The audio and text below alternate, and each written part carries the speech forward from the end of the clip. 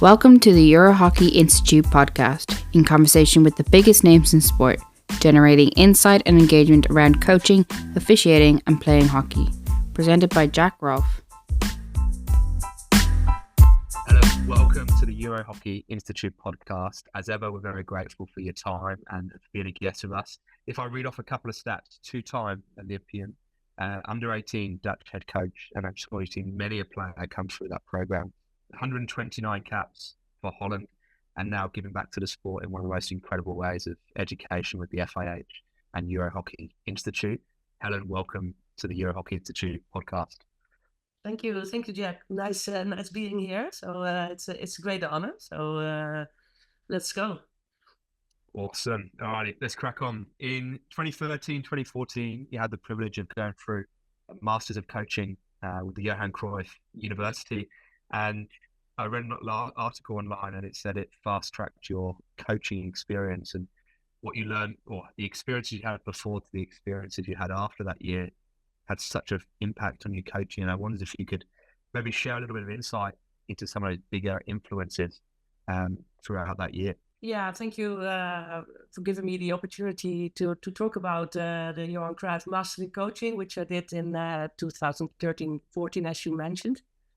For me, the best learning was that you have to coach yourself at first before you can coach others. So you have to know who you are, what competences you have, what your drives are. So you have to dive into the depth and look back at your own life and experience as a child, or in your family, your surrounding, your environment, but also your doubts on yourself, or responsibility that you can take or not.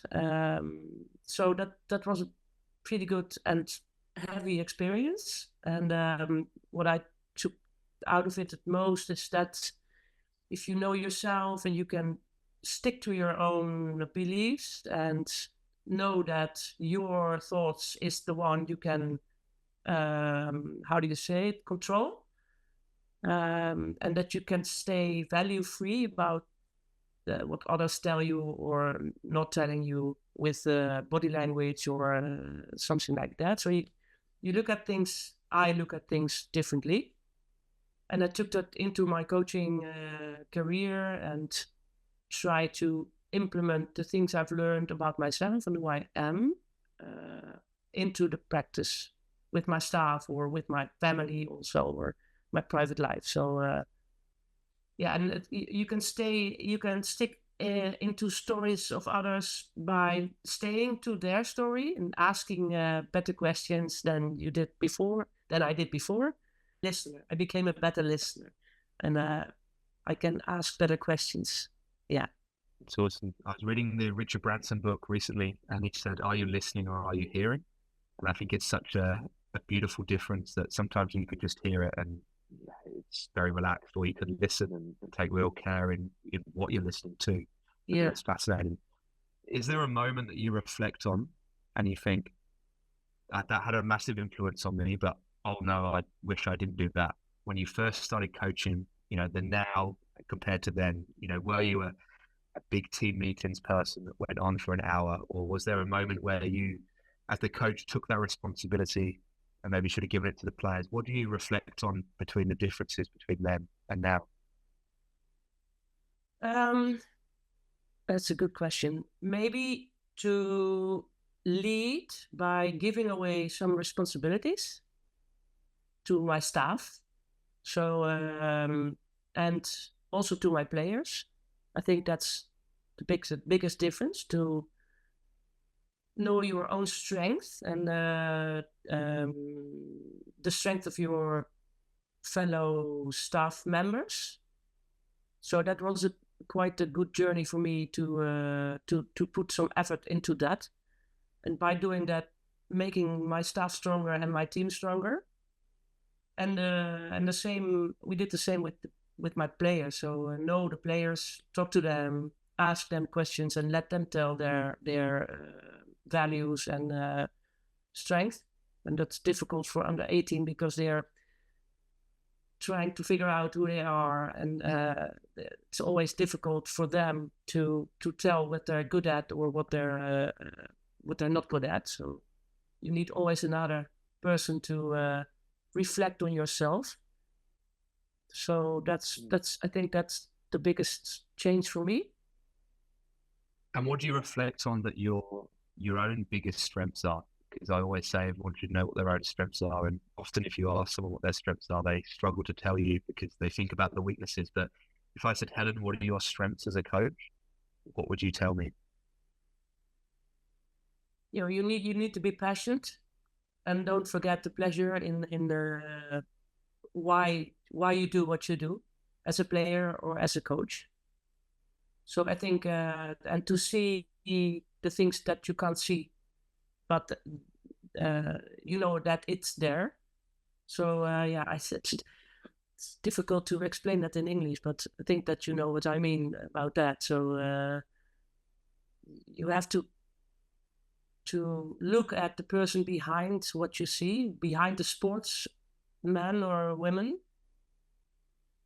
It's beautiful. So and you need to be passionate. You need to be enthusiastic and stay with your concentration in what you're doing. To the person within to the person that you are coaching or working together with.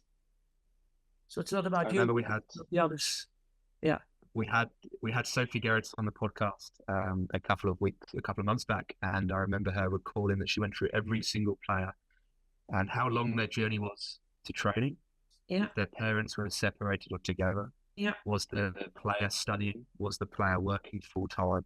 And she described on the podcast how that changed how she interacted with almost every individual, because the person that was maybe 5 minutes late, it wasn't their own fault. It was because they were working full time and they were coming from loads of study. And it was really interesting that, you would often see players arrive at training and you see the player, but you don't see what happens in the other 23 hours of the day outside of hockey.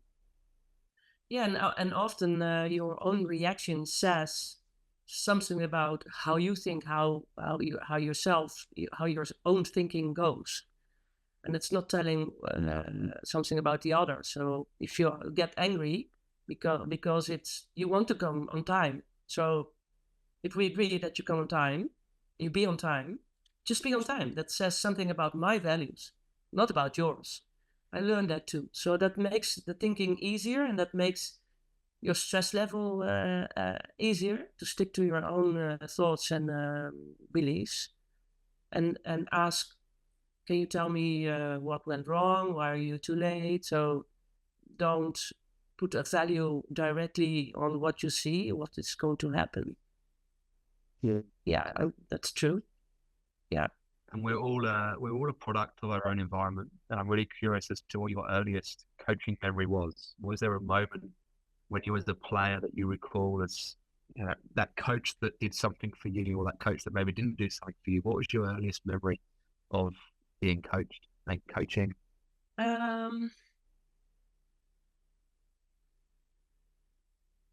Work hard. So that's the story of my life. I think that's what I was good at. And there was the coach changed team of coaching at halfway at my career, and I think the biggest change was that you were allowed to make mistakes. So I gained more confidence by the change of the coaches. I will not go to mention some names, but and I was lucky. I had my club career at Amsterdam. I had one and the same coach for 8 years, who was I always say writing a book with me. So if something happens, we had a joke that, okay, that's page 365, another learning, and go on. So it was pretty good for me to have this one around me. And he made me a better person too. So he was a doctor. He was coaching the club team, and he was a doctor. So pretty well raised. How do you say that? Yeah. You're in safe hands, absolutely. I'm curious, Helen, you coached the under-18 Dutch girls, you're from Holland, the capital of hockey, and someone will be saying, how can you be so brave as a coach to give responsibility to others? How can you be so brave to be not relaxed, but maybe a little bit different? And I'm really curious as to what your response would be to that. You have a privileged position in coaching one of the best countries, but how do you have that bravery to I had two terms coaching the under-18. So in the earlier days with Naomi van Assen, Ellen Hoog and Maartje Pauwme, that was in the late 90s, early 2000. I was a different coach, I think. And but my memories about those days were that we had a lot of fun, and I had also a very good assistant. So we were a good couple. But by learning by doing the master in coaching, I learned to do it differently. And also, and that is very important, I was coached by Wietske Idema from the Talent Academy group. And she learned to know to put your own strength into the staff and know what the strength of the others is, to give away your leadership in a certain way. But it comes to it comes to communication. So on forehand, we say, this is your task, this is your responsibility, and stay away. I will stay away from that responsibility. That took me a year, and we talked about that you can give back to the other if you're not doing the task that you were given. And it's not saying about that I don't like you, but your behavior must be like what we focused on, giving each other a task. So, and when it works, then you feel strong to stay in that agreement with each other. So, in my last year coaching the under-18s, my assistant, Bas Vogaert, he's now the assistant of the under-21s, he was coaching the game. And I was coaching the bench. So I was more individually coaching the players, talking to them, how do you experience it? Have you seen this? Or how can you change that? And he was coaching the game because he was more sticking to the task that they were given. And I was like I'm more like, don't forget to do this or that. So it's easier to put in some different way of coaching than I did to the team. So, and as also with my manager and my physiotherapist, they all have their own responsibility. Yeah. I recorded a story recently of someone shared a story that if the head coach has all the responsibility and suddenly that head coach steps away or is away for work or whatever, and suddenly the assistant has to step in, but the assistant has never had responsibility before, the connection between the players and the assistant is very different compared to a head coach that is comfortable giving that responsibility to his or her staff more regularly as well. Yeah, and it's also the big difference between the first term and the second term coaching the under-18 was the way of thinking which we were talking about before this podcast. Giving them the responsibility, so giving autonomy, self reflection. Yeah, so I think that's also the biggest difference in coaching a group or a team. Make the group being a team also. So the team dynamics is also a very big part of performance, high performance. That's so. I think that's the biggest difference for me, being a better coach. And you would have seen kids and players of all different ages over a lifespan, I guess, of generations. And a kid compared to 2024 to, let's say, 2004 would also be very different 20 years ago from now in terms of what a young person would want in a coach and in a session? What do you reflect on between the differences between young players now compared to young players in the past? I think they are more aware. So there's a bigger awareness of what they are doing. And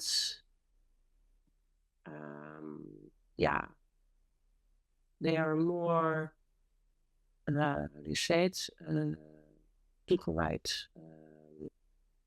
So they put more effort into training sessions or going to the fitness, doing some fitness stuff, looking back, analyze games. So that's all. They are more connected to what they do in the team and what their responsibility is and what they have to put into hard work to get into the team. So I think the awareness is and the behavior is different. High performance behavior. And let's talk about high performance behavior, because I'm sure this will come out in this talent ID and talent development conversation. And we were talking only a couple of weeks ago in Brussels that you can't have one without the other, and they come together as one. Just give us a little bit of background on where that approach comes from for you. And when I say talent, what comes to the front of your mind when I say the word talent? No, you can compare, I think, pre-COVID and after COVID youngsters that are struggling with their identity because you develop because of the others. So that's the Ubuntu. I am because you are, and the other way around. So you need others to put progress into your game and into your own development. You can't win the game on your own. So you need the other. So you need the communication. You need the interaction between each other. You have to know each other by asking good questions, and so you have to think about what a good question is, and also you have to think about who you are. If you get some questions from the other, well, what do you think about that? Or can you give me some feedback on this or that? So they learn to think about their own development, but also that to connect to the other. They learn about how to connect into the game or around games or around training sessions off pitch. So I think that's also important not to forget that you have to put a lot of effort in off pitch practice, doing nice things together, go out. Did you have a favorite activity or a favorite session where you could always see that development and connection between people come together? Did you always have one exercise that you did whenever you took an age group or you took a team? Yes, I do have. We had 1 year that we had a session, a game. So the Living Stratego, you know that game? I don't know if Stratego is a war game that you have to find. You have to find the flag of the other, and you have the task. You are a bomb, or you are a captain, or you are a bomb seeker, and you have to get near to the flag, and the flag is not supposed to move. So you have to think about what strategic point I can put the flag, and that was in the dunes behind here in The Hague, in the dunes. So and then you see some are very passionate and very competitive, and others are like, okay, no, we have to talk about what our plan is, and then you see who's taking the lead or who is following or who is creative or false, not following the rules or try to escape one way or another. So if you think about those games, and then you can see a lot of characters coming up. And also arranging evenings where you have 4 or 5 teams within a team and then do competitive things. Then you can also see who is crazy or who is shy, or and that's a lot of knowledge that you can take into your tournament or the road to the top. That you recognize who is going to step up if it gets chaotic or stressful in the game. So that's the knowledge that you can gain off the pitch. It's important to take into the games and the tournaments. Yeah. And the connection piece between players, because some of these players, and many of them may never get to an Olympic final and win a gold medal, but they may play against each other for the next 20 years in the same league or even in the same team. And that importance of connection and giving them the multiple experiences is ever so important. Yeah, and they are on the wheel. So if you can let them experience that, they can decide what to do, because they must decide to pass a ball or to go running with the ball or to make a tackle or something else, and stay calm when it gets hot under their feet. So yeah, and you only know that it can work if you see that it works. So we talked about the yesterday and tomorrow. So you have to try to stay in the moment and not thinking about things that can happen tomorrow. So that's also a big learning, if they can think about, okay, what can I do now to make this game a better game, or what can I do now or 1 minute from now to win the game, or to make a goal, or to prevent scoring from the opponent. When I say the word talent identification, I think potential. I think you're choosing an individual on potential and not the person you see now, the person you may see in the future, and that is a golden ball and a mystery ball of what that may look like. But what does talent ID look like in reality for the Dutch under-18 coach? How do you pick this player to that player? How do you say this person has potential? Or what are some of those little things that you're looking for? And you mentioned earlier around behaviors that are not technical or tactical skills. Of course, they're important, but there's other stuff you're looking for. Well, first of all, you have to make a framework for yourself, what you want to look at.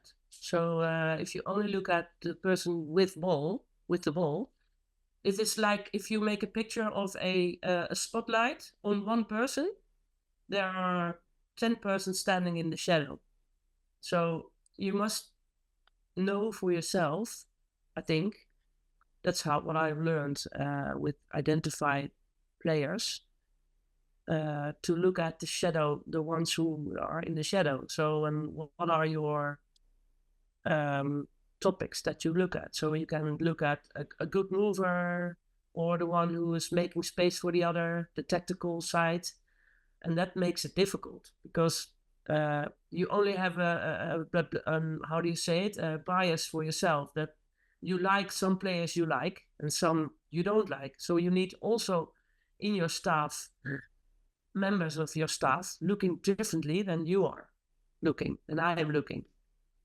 So and to identify a talented player or a player with potential, that's what we also said earlier, that you only know that you choose a good player after a couple of years working with the player, and to find out what's behind the player, the characteristics, the way he came there. That's what you said. What is the road to the top?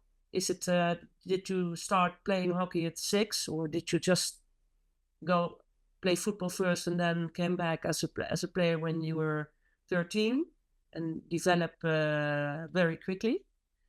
So you have to know also by talking to the players. That makes it difficult, because you don't know if you choose the right players. So there are always players that you miss. You miss players. And that makes the talent ID difficult. I have read a book from my Dutch psychologist, Tim Koning, and it's called The Talent Formula. Did you know that? Do you know that book? I haven't And read it. he has a formula that you have a gift, you multiply it with the learning ability, you multiply it with the fun, and those three together you multiply with the environment. So the environment is half of your talent formula. So then you look at the place of birth, the culture they come from, the parents, the peers, friends, trainers, coaches. And so you have to sort out where the player that you're looking at is, what his experience is and what his road until then, how that looks like. Did he start at a small club and then came in the environment of a bigger club? And did he or she had a very professional trainers or coaches when they were young? Did they play outside? Did they do other sports? So it's the global that you're looking into the future. You never know if you are right or wrong. Particularly on the boys' side. It's also a little bit the chill you can get and the stomach feeling. How do you say that in English? Your gut feeling. Yeah. The gut feeling that you think, okay, wow, that he chose this pass, or wow, he already foreseeing that he had to run 60 or 20 meters tackle back to in a certain space because he knows that the ball is coming there. She knows that the ball is coming there. So it's fine-tuning what you want to see on a tactical thing, technically, but also physical. Is it a good mover? Is it a good athlete before becoming a good hockey player? And the mental part, the behavior part. How does he behave when something is not working out? Is he going to tackle back, work hard, or is he complaining? Yeah, and I think you have to look together if you are finding or searching for talented players, because one of my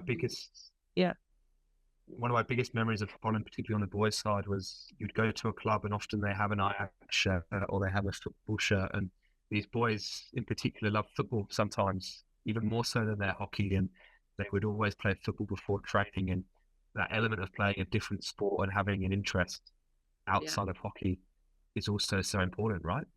Yeah, I think so. Yeah, true. I agree. Yeah. Absolutely. If I asked you what stops talent from developing, what roadblocks would you see? If they have a fixed mindset. So if they think they are already there, or that they have the talent without working hard, I think that's a block.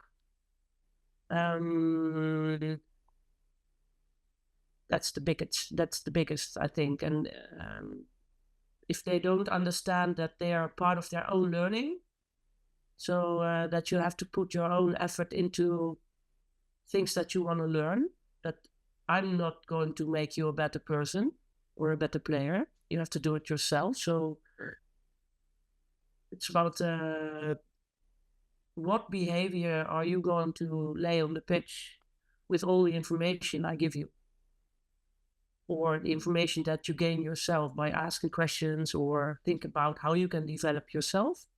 If you don't understand that game, or that you have a ceiling, that this is the best that you can be, and maybe it's not enough to go on your journey to the under 21 or the Dutch team or the national team of your country. And the national team is the pinnacle. And as the under 18 head coach, how do you keep in touch with the future game and develop players for the future, but also make them confident of the now? How do you keep the eye, because the game could change in 5 years and 10 years time? How do you develop and keep in touch with the future, but also understand the now? To learn to them that you need to go into the future step by step, and also, well, what the years I worked for the under 18, Alison was also involved in the whole road to the top. So we worked with principles, on ball, off ball, and transition, and circle behavior. So we chucked it in, we nudged it. How do you call it? We chucked it in line into pieces. Yeah. So in the Dutch team, there's a pressure. You put pressure on the ball within 5 centimeters of the opponent. And in the under 21, it's a half meter, and under 18, it's a meter. So we try to explain to the players that under 18, this is enough. You know, if you can do this, your development will grow into the under 21s. So, so to stick to the plan and try to learn from your mistakes and stay connected to your plan. What player do you want to be, and what are you going to do to gain, to dream, or to gain, to achieve that, to achieve that goal. So we try to stay connected by setting goals that they can achieve within their reach, within their physical ability or tactical ability. Or you can ask a player under 18 to scoop from the 123 to the under 23, but that's irrelevant. They can't. They don't have the power or the technique yet.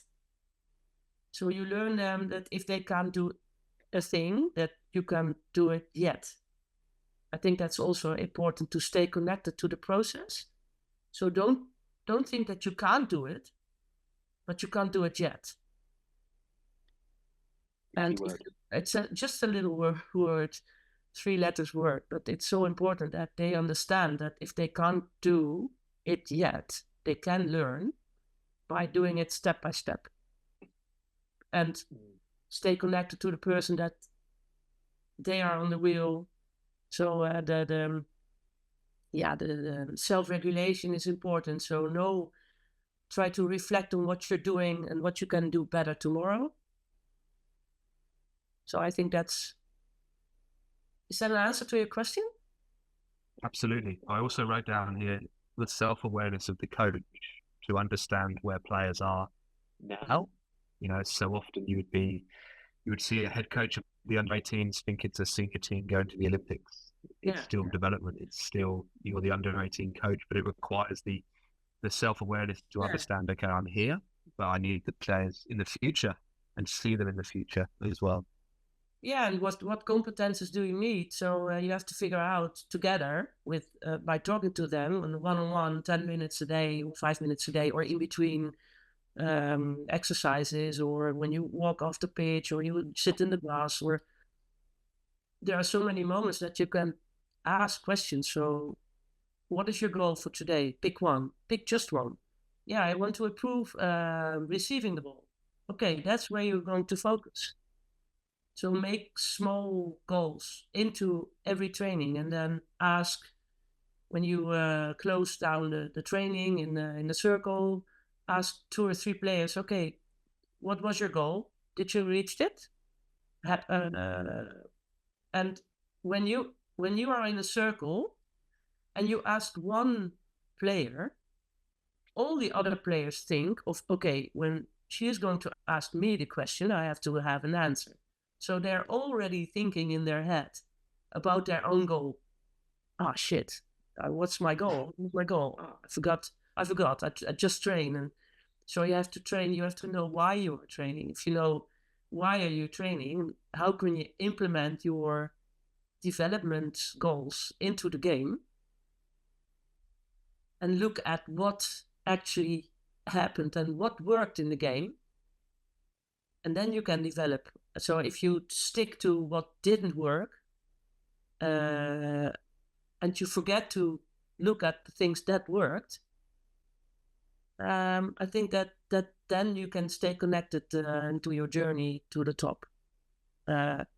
So it's setting goals, have a plan, monitor the plan, evaluate it, and then reflect on all those parts. So reflect on what was my plan, reflect on the monitoring of the plan, reflect on the evaluate it. So the reflection on all that is in the middle of the circle. It's beautiful. I wrote down three reflections of my own today. Maximize your interactions as a coach. Maximize those interactions with individuals and with staff. Be self-aware and have the understanding of self before I convey that to others. And don't put roadblocks in the way for young people to develop and be the best version of themselves. And hockey's so lucky to have you, Helen, and we're lucky to have you on the podcast. So thanks so much for your time.